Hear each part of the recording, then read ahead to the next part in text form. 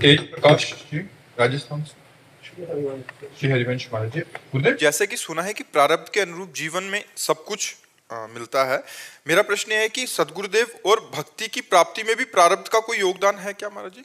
भगवान की कृपा, इसमें भगवान की कृपा का योगदान है। नाम रूप लीला धाम ये प्रारब्ध से नहीं मिलते, ये भगवान की कृपा से मिलते। जैसे धाम प्रथम यथामति प्रणवो श्री वृंदावन अतिरम्य श्री राधिका कृपा बिनु सबके मनन अगम्य। मन से भी आप नहीं सोच सकते वृंदावन के आने की, तो बात जाने दो। जिनको वृंदा विपिन है कृपा तिन्हि की होए, वृंदावन में तबहि तो रहन पाई है सोए। कृपा, श्री राधिका कृपा बिन कृपा, कृपा से धाम। हरिवंश कृपा हरिवंश कहें, हरिवंश कहें हरिवंश लाएं। बोले हरिवंश की कृपा से ही हरिवंश कह सकते हो, राधा की कृपा से ही राधा कह सकते हो।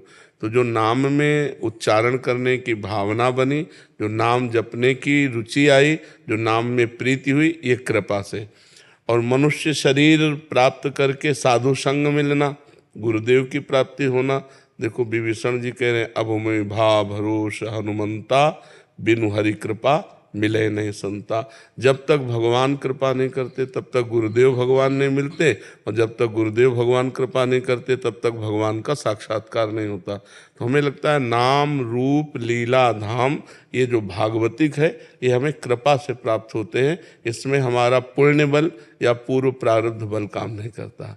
पूर्व का प्रारब्ध शुभ और अशुभ कर्मों से ही होता है, तो अशुभ कर्म का फल दुख होता है और शुभ कर्म का फल सुख होता है। लेकिन परमानंद, भगवदानंद, नित्यानंद ये प्रारब्ध से नहीं मिलता, ये कृपा से प्राप्त होता है। उसे चाहे गुरु कृपा कहें चाहे हरि कृपा कहें।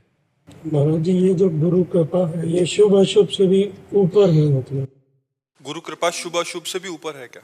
हाँ, सो ये शुभ अशुभ तो बंधन कारक है।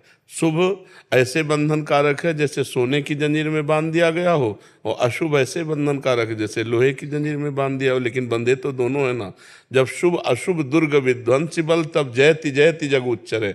जब शुभ और अशुभ दोनों का नाश कर देता है तब वो जीवन मुक्त होता है, तब वो भगवत प्राप्त होता है। जब तक शुभ अशुभ बना रहता है तब तक उसे दुख और सुख भोगना पड़ता है। अवश्य में भोक्तव्यम कृतम कर्म शुभा अशुभम, शुभ और अशुभ का भोग भोगना ही पड़ता है। और ये भोग के ऊपर का विषय है, ये त्रिगुणातीत विषय। नित्यानंद, भगवदानंद, विज्ञानानंद, परमानंद, अखंडानंद, प्रेमानंद, ये त्रिगुणातीत है, मायातीत है ये। और ये मायाकृत है शुभ और अशुभ, ये मायाकृत है, ये मायातीत नहीं है शुभ।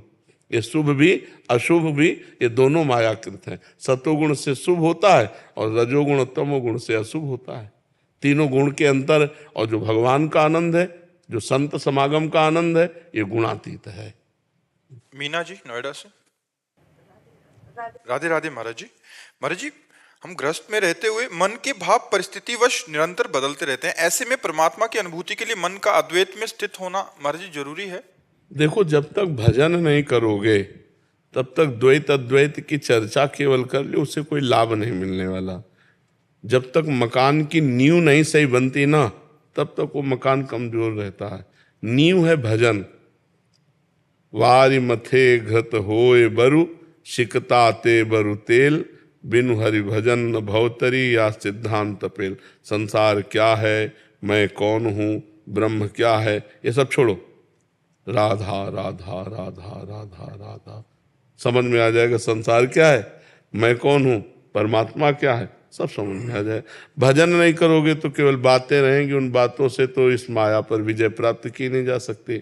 बातन प्रीति न होए सखीरी, प्रीति तो भजन करने से होगी, ज्ञान तो भजन करने से होगा। तो हमें लगता है अपने आचरण पवित्र किए जाए और खूब नाम जप किया जाए और सत्संग सुना जाए, इसी से सब हो जाएगा। किसका है? हाँ, खूब नाम जप किया जाए, सत्संग सुना जाए और अपने कोई कर्म ना बिगड़ने पावे, इसी से सब ज्ञान हो जाएगा। नहीं तो सब में भगवान विराजमान है, ये आखिरी बात समझना है। यहाँ भी और यहाँ भी, अंतर में भी और बाहर में भी एक ही परमात्मा है। जब इसकी अनुभूति हो जाती तो वो शांत पुरुष हो जाता है। भक्ति में 5 भाव हैं। सबसे पहला भाव है शांत। शांत, प्रिय अप्रिय के मिलने पर हर्ष शोक न होना, प्रिय वस्तु व्यक्ति स्थान के मिलने पर हर्ष न होना, अप्रिय वस्तु व्यक्ति स्थान के मिलने पर शोक न होना, मान पर हर्ष नहीं, अपमान पर शोक नहीं, लाभ हानि, सुख दुख, निंदा स्तुति, इनमें शांत रहना, ये भक्ति का पहला भाव है, शांत भाव। बोलो कितना कठिन भाव है, पहले भाव कितना कठिन, शांत रहना, प्रिय अप्रिय की, मान अपमान की, सुख दुख की वृत्तियों में। इसीलिए हम कहते हैं भजन करो। भजन करने से स्थिति अपने आप, जैसे घड़ा भरता जाता है ना, तो वैसे दिखाई देने लगता है। ऐसे ही अपने हृदय में जब भजन बढ़ता चला जाएगा तो भागवती की स्थिति भगवान की कृपा से अपने आप आने लगेगी।